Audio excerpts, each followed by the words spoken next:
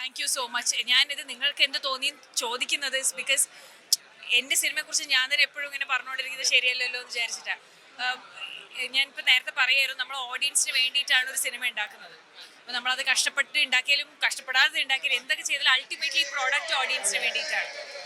അപ്പം അവർക്ക് ഈ സിനിമ വർക്കാവുക എന്നുള്ളതാണല്ലോ നമുക്ക് കിട്ടുന്ന ഏറ്റവും വലിയ സന്തോഷം. അപ്പോൾ എന്ത് പ്രീമിയർ ചെയ്താലും ഓഡിയൻസിൻ്റെ കൂടെ ഇന്ന് കാണുമ്പോൾ ഫീലിംഗ് വേറെ തന്നെ. അപ്പം ഇനി ബാക്കിയുള്ള ദിവസങ്ങളിലും ഓഡിയൻസ് സിനിമയിലോട്ട് കയറും. നല്ല സിനിമയാണ് എന്നുള്ള വേർഡ് ഓഫ് മൗത്ത് സ്പ്രെഡായ മലയാളി എന്നും സിനിമ വന്ന് കാണാറുണ്ട്. അപ്പോൾ എല്ലാവരും കാണട്ടെ, കണ്ട അഭിപ്രായങ്ങൾ അറിയിക്കൂ. കണ്ടവർക്ക് ഇഷ്ടപ്പെടുന്നവർ ഇനിയും കാണാൻ പറയൂ. Thank you so much.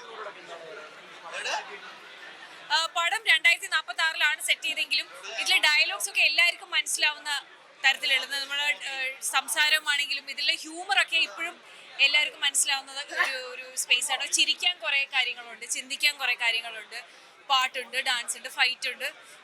എനിക്ക് തോന്നുന്നു ഒരു ഫ്രണ്ട്സിൻ്റെ കൂടെ ആണെങ്കിലും ഫാമിലിയുടെ കൂടെ ആണെങ്കിലും ഫുൾ പോയി ചില്ല് ചെയ്തൊന്നും അല്ലേ അങ്ങനെ ഇരിക്കാൻ പറ്റിയൊരു ഒരു പടമാണ്. അപ്പം വരൂ, ചില്ല് ചെയ്യാം. ഇന്ന് തൊട്ട് തിയേറ്റർ വിസിറ്റ്സ് ഉണ്ടാവും, കാണാം.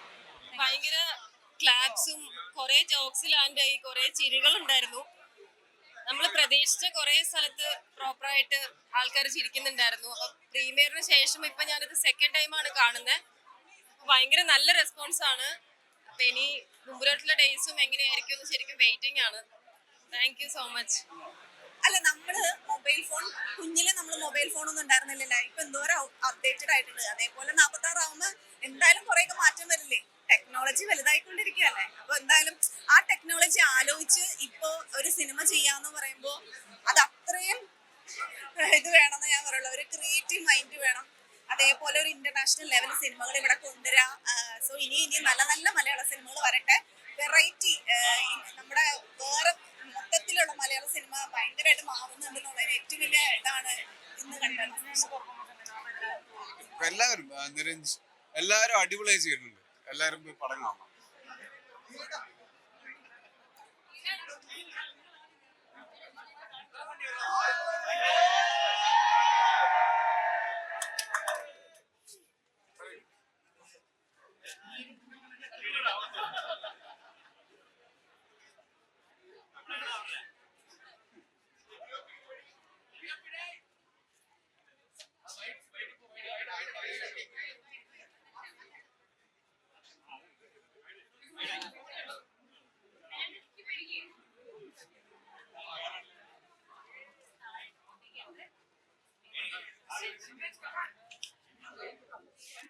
ഏറ്റവും പുതിയ വാർത്തകളും വിശേഷങ്ങളും വിരൽത്തുമ്പിലറിയാൻ സീ മലയാളം ന്യൂസ് എല്ലാ ഡിജിറ്റൽ പ്ലാറ്റ്ഫോമുകളിലും ലഭ്യം.